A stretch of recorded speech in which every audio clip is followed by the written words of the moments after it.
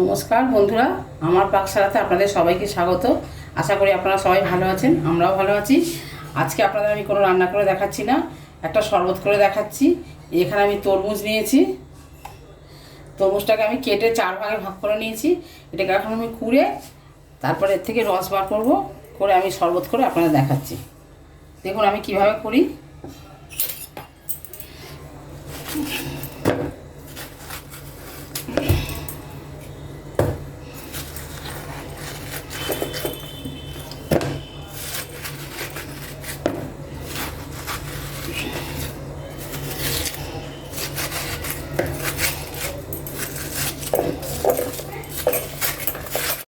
এই সাদা অংশটা নেব না, এই এইটা লাল অংশটাই নিলাম, এটাকে ফেলে দেবো। এবার আমি 4টে টুকরোকে ভালো করে রেখে করে নেবো, ম্যাশ করে করে নেবো, কুড়ে নেবো। এভাবে 4টেকে আমি কুড়ে নেবো, তারপর আপনাদের দেখাচ্ছি। 4টে ভাগেরই করা হয়ে গেছে। এবার আমি একটা ম্যাশার দিয়ে ভালো করে ম্যাশ করবো এটাকে। এটা আমি অর্ধেক অর্ধেক করে করছি।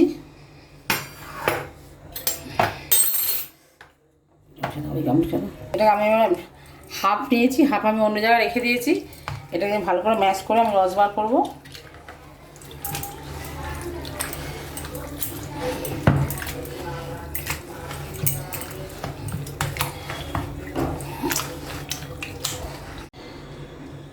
দেখুন আমি খুব ভালো করে ম্যাশ করে নিয়েছি। এবার আমি এটাকে ছাঁকনি দিয়ে ছেঁকছি ভালো করে, অনেকটা ছাঁকা হয়ে গেছে।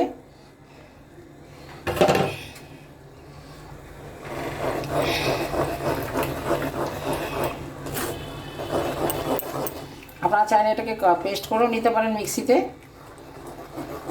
বীজগুলো ছাড়িয়ে নিয়ে পেস্ট করতে হবে।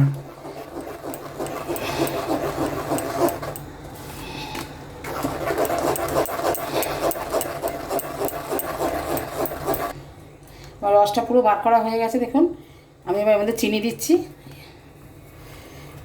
আপনারা যে যেরকম মিষ্টি খান সেরকম দেবেন। এবারে আমি 2 কাপ চিনি, মানে 400 গ্রাম চিনি আমি ইয়ে করে গুঁড়ো করে রেখে দিয়েছিলাম, আর দেবো না। 250-300 মতো দিলাম। আপনারাও গুঁড়ো করে দেবেন, নাহলে গুলতে অনেক দেরি হবে।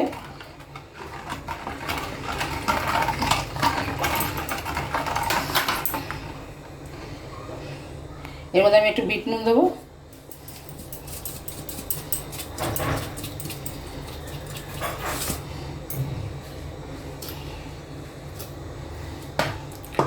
আর আমি 2টো লেবুর রস বার করে রেখেছিলাম, ওটাও দিচ্ছি। সব শেষে তো আমি বরফ দেবো। ঠান্ডা হলে খেতে বেশি ভালো লাগবে। আপনারা যদি বরফ পছন্দ না করেন দেবেন না, দিলে ভালো লাগবে।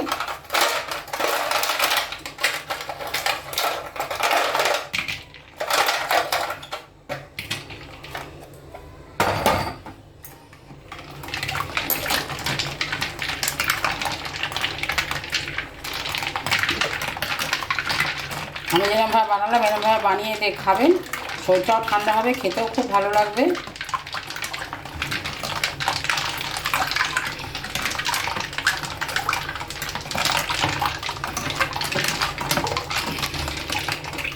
আমার তরমুজের শরবত একদমই রেডি হয়ে গেছে। আমি যেরকমভাবে তৈরি করলাম এরকমভাবে তৈরি করবেন, আপনাদের খেতেও খুব ভালো লাগবে, শরীরও ঠান্ডা হবে। যদি আপনাদের ভালো লাগে কমেন্টসের মাধ্যমে জানাবেন কেমন লাগলো, লাইক দেবেন, আর খাবারটা সবার মাধ্যমে শেয়ার করবেন। আর যদি আপনারা ফেসবুক থেকে দেখেন তাহলে ফলো করবেন, যদি আপনারা ইউটিউব থেকে দেখেন তাহলে সাবস্ক্রাইব করবেন। আপনারা সবাই ভালো থাকবেন, সুস্থ থাকবেন। ফিরে আসবো অন্য কোনো রেসিপি নিয়ে। নমস্কার।